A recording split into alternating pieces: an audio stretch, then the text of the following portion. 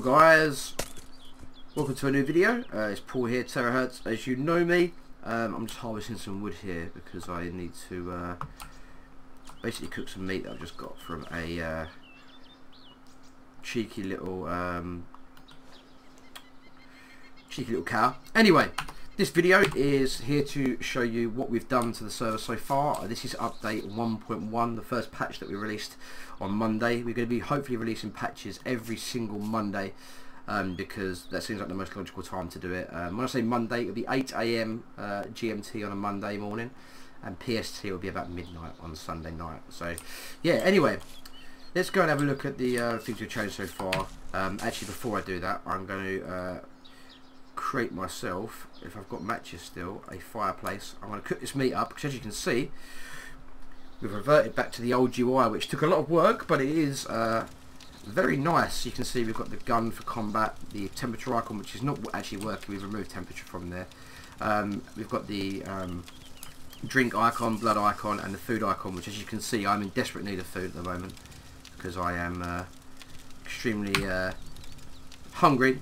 Cooked up some steaks, but anyway, we haven't fixed yet the issue where you've got the standalone logic, so you have to eat kind of like 4 or 5 bits of food before your bar fills up. As you can see, as I'm eating, it is moving up bit by bit, but we're still working on fixing that so that it's like the old way, you eat one food and it takes you to full, but that's not going to be in this next patch, which is going to be 1.2.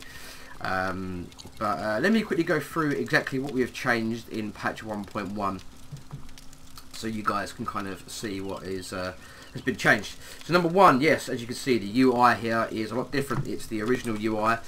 We currently have a bug with the gun combat icon, so if I get into combat, it doesn't flash like it should do. Dan's working on that, and hopefully that should be fixed for the Monday launch of the next patch 1.2. But everything else is working absolutely perfectly. So yeah, we've reverted to the old UI, and I think it looks really good, a lot better than what the current one looks like on 1.8, which is like a crayon shitty design. We've also changed the debug monitor to the old style debug monitor, as you can see in the top right there. We've got zombies killed, headshots, murders, bandits killed, blood, zombies that are alive, temperature, FPS, and then server restart time. This is going to be amended a bit when the next patch goes up. We're going to be getting rid of the header which says debug monitor, and we're just going to have the debug monitor there as it is, and we need to add humanity in as well because humanity has been left out for some reason. I don't know why that is. Also, there's a little glitch where the debug monitor occasionally flashes, and also the zombie amounts flick up by line, so they need to be centered, which Dan's going to do as well. So the old debug's looking cool. Insert is still the button to change that on or off. You can choose whether you want that on or off. That's your kind of prerogative, whether you want to keep it on or off.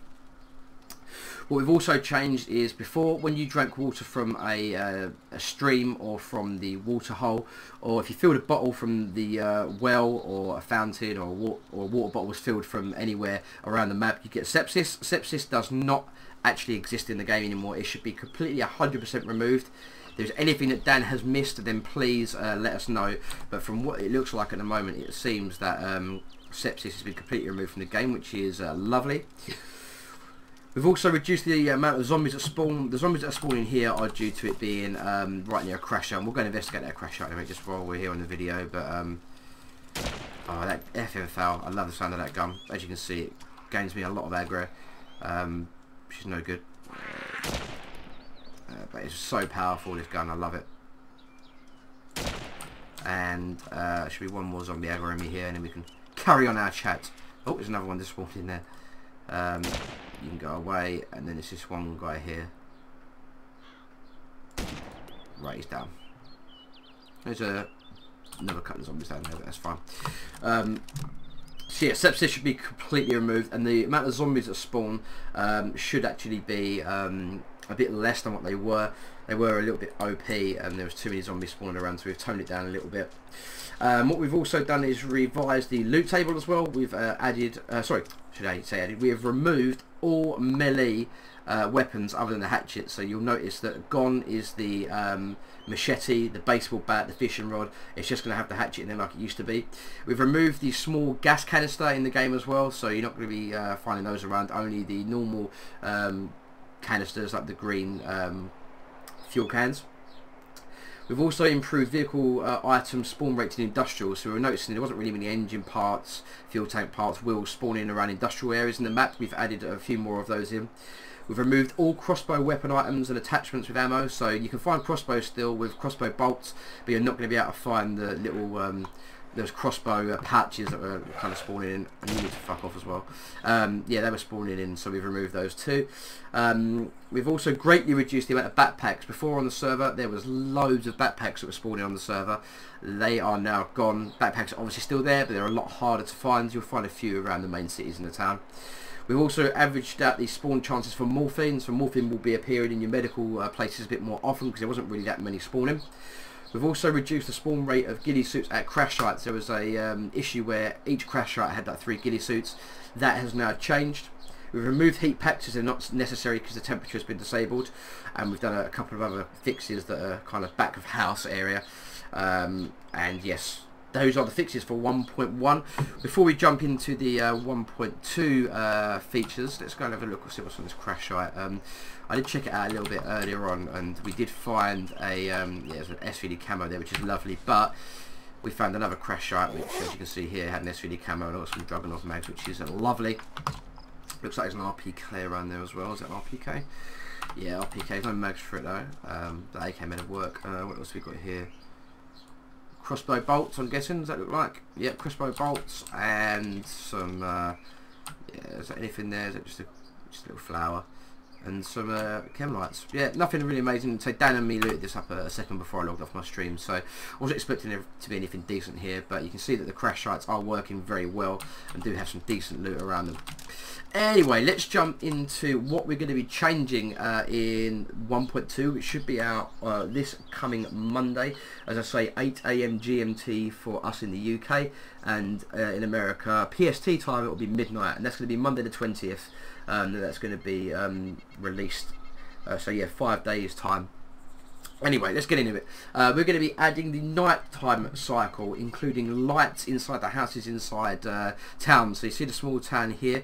You're going to have nighttime cycle where there's going to be lights inside these buildings. So you're going to have some sort of limited amount of stuff to view. The light's going to mean that streamers going to get a decent amount of light, so you're not going to have to kind of sort the gamma out in OBS, and it's still going to be quite freaky and atmospheric in the night time as well. We haven't 100% realised yet how we want the cycles to work. Any suggestions in the comments would be great. If you think we should have like 4-hour day, 4-hour night, or 1-hour day, 1-hour night on 4-hour recycles, then please let us know. But that's something that's going to be added in Monday.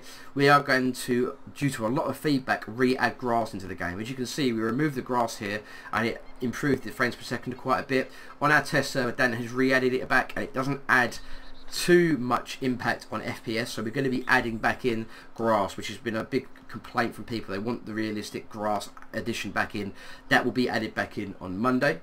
We're going to also introduce the draw distance a bit further. As you can see here, it fades out at around about 1600 meters. We're going to push it up a little bit and see how we get on there. As I said before, we're going to remove the debug title, and we're going to fix the glitch where the debug flashes, and also the zombie amount kind of flicks between the line below and the line up. We're going to actually add some more vehicles into the game. Today myself and Dan played for around 3 hours and saw 0 vehicles across the whole map. There are actually 250 in there, but it looks like a lot of them are bikes, so we're going to kind of mix it up a little bit and add a few more vehicles in major places, like maybe 1 in Cherno, 2 in Electro, maybe 1 in Zvenigorsk, etc. Just make them a bit more balanced around the map. They're still going to be broken, but due to us having a lot more gear in the industrial areas of maps like fuel tanks and parts, it means they're going to be easier to actually fix, but there's still going to be quite a lot less of them than you expect.